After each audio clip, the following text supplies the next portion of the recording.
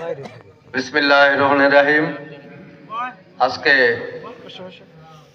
চতিলা দারুল আলম মাদ্রাসার উদ্যোগে এই ওয়াজ মাহফিলের সম্মানিত সভাপতি, উপস্থিত আমাদের গোপালপুর ভপুরের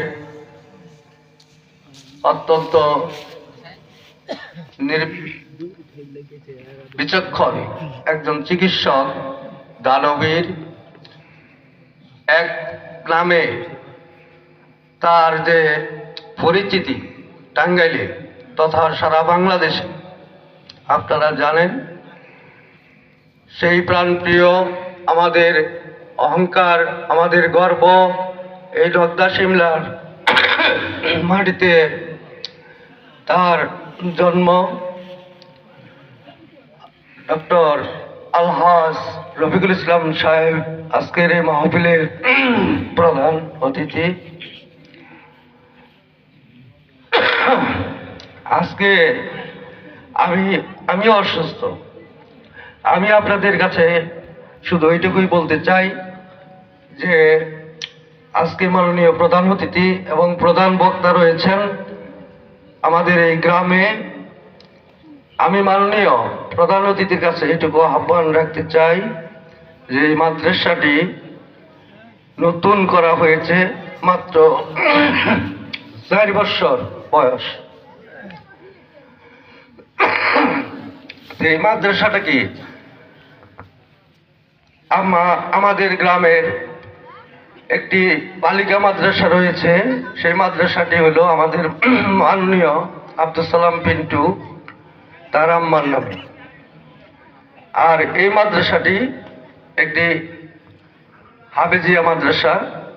সেই মাদ্রাসাটা প্রতিষ্ঠা করা হয়েছে মাত্র 4 বছর। এই মাদ্রাসাটা প্রতিষ্ঠা হওয়ার পর থেকেই আজকে 4র্থ বার্ষিকী ওয়াজ মাহফিল। তাই আমি মাননীয় প্রধান অতিথিকে আহ্বান রাখব যে এই মাদ্রাসার সার্বিক উন্নয়নের জন্য আপনি বিভিন্ন জায়গায় যেভাবে আপনার যে দান, আপনি দানবীর, আপনি যেভাবে করে এসেছেন, এই মাদ্রাসার প্রতি আপনার কাছে এই গ্রামের পক্ষ থেকে, এলাকার পক্ষ থেকে আহ্বান রাখতে চাই যে আপনি এই মাদ্রাসার জন্য অন্য জায়গায় সাথে একটু ভালো করে একটি দান, অনুদান এই প্রতিষ্ঠানকে আপনি দিবেন। আল্লাহ পাক আপনাকে আরো দান করার জন্য তৌফিক দান করুক। আমি এই দোয়া করছি এলাকাবাসীর পক্ষ থেকে, আপনারাও দোয়া করবেন। আল্লাহ পাক যেন ডাক্তার সাহেবকে দীর্ঘায়ু দান করেন, ওনার বাবা মার জন্য আপনারা দোয়া করবেন। এবং রাজনৈতিক কথাবার্তা আমরা বলবো না আজকে। আমি এটুকুই বলতে চাই, আমাদের প্রিয় নেতা আব্দুল সালাম পিন্টু সাহেব, উনি অন্ধকার কারাগারে দীর্ঘদিন যাবৎ রয়েছেন, আপনারা জানেন। অনেক আলেম ওলামারাও রয়েছেন, আলেম ওলামারা মাহফিলও করতে পারে নাই। এখন সারা বাংলাদেশে একযোগে প্রতিদিনই আমাদেরকে 2-3টি মাহফিলে আমাদের উপস্থিত হতে হয়। আমাদের এই মাননীয় প্রধান অতিথিও এক দিনে 4টি-5টি করে মাহফিলে থাকে। তা আমি তাই অনুরোধ করতে চাই যে প্রিয় নেতা অতি সত্বর আমাদের মাঝে, আপনাদের মাঝে ফিরে আসছেন।